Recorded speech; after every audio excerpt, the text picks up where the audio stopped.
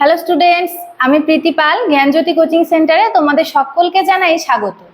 আজকে আমি তোমাদের ফার্স্ট সেমিস্টারে যে মেজর এডুকেশন আছে তার মধ্যে যে ইউনিট 3 আছে, ইউনিট 3 এ সোশ্যোলজি ইন এডুকেশনের মধ্যে সোশ্যালাইজেশন অর্থাৎ সামাজিকীকরণ সম্বন্ধে তোমাদের সঙ্গে আলোচনা করব।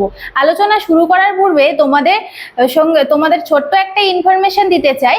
তোমরা যদি আমাদের জ্ঞানজ্যোতি কোচিং সেন্টারে অনলাইনে যুক্ত হতে চাও তাহলে বাঁদিকে কর্নারে দেওয়া দুটো নাম্বারের মধ্যে যে কোনো একটা নাম্বারের সঙ্গে তোমরা যোগাযোগ করতে পারো। এটা আমাদের জ্ঞানজ্যোতি কোচিং সেন্টারের হেল্পলাইন নাম্বার।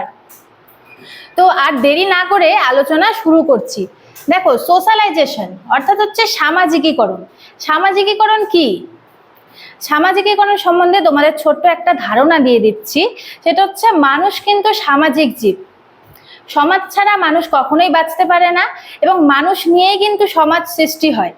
হ্যাঁ, তবে জন্মের পর থেকে যে শিশু সামাজিকীকরণ মানে অর্থাৎ সমাজের যে বিভিন্ন রীতিনীতি শিখে যাবে তেমন কিন্তু না। তবে জন্মের পর থেকে শিশু সামাজিক হয়ে ওঠে না।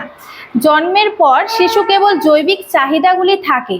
কালক্রমে সামাজিক পরিবেশের সঙ্গে ক্রিয়া প্রতিক্রিয়ার মাধ্যমে শিশুর সামাজিকীকরণ ঘটে থাকে। তো সামাজিকীকরণ কি? সামাজিকীকরণ এমন একটি প্রক্রিয়া যে প্রক্রিয়ার মাধ্যমে মানব শিশু সমাজের একজন পূর্ণাঙ্গ সদস্য হিসেবে গড়ে ওঠে, সমাজের রীতিনীতি আয়ত্ত করতে শেখে এবং সমাজকে এগিয়ে নিয়ে যেতে পারে সামাজিকীকরণ প্রক্রিয়ার মাধ্যমেই। তো এই সামাজিকীকরণ প্রক্রিয়া সম্বন্ধে বিভিন্ন শিক্ষাবিদগণ বিভিন্ন সংজ্ঞা দিয়ে গেছেন। যেমন প্রথমেই বলি, শিক্ষাবিদ এইচ.এম. জনসন তার সোশ্যোলজি গ্রন্থে মন্তব্য করেছেন, সামাজিকীকরণ হচ্ছে শিখন যেটি শিক্ষার্থীকে সামাজিক ভূমিকা পালন করতে সাহায্য করে। হ্যাঁ, এরপর শিক্ষাবিদ অকবার্ন অ্যান্ড নিমকোফের মতে কি?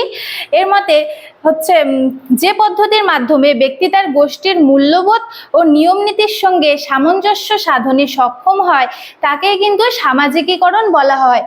এরপর আছে কিংসলে ডেভিলস, অর্থাৎ শিক্ষাবিদ কিংসলে ডেভিলসের মতে যে পদ্ধতিতে মানব শিশু ক্রমশ সামাজিক মানুষে পরিণত হয় তাকে সামাজিকীকরণ বা সোশ্যালাইজেশন বলা হয়। তো সামাজিকীকরণ সম্বন্ধে যে ধারণাটা দিলাম, তোমাদের যদি কোনো রকম অসুবিধা হয় তাহলে তোমরা কমেন্টে সেটা জানাতে পারো। তো ভালো লাগলে একটা লাইক, কমেন্ট এবং সাবস্ক্রাইবের আশা রাখলাম।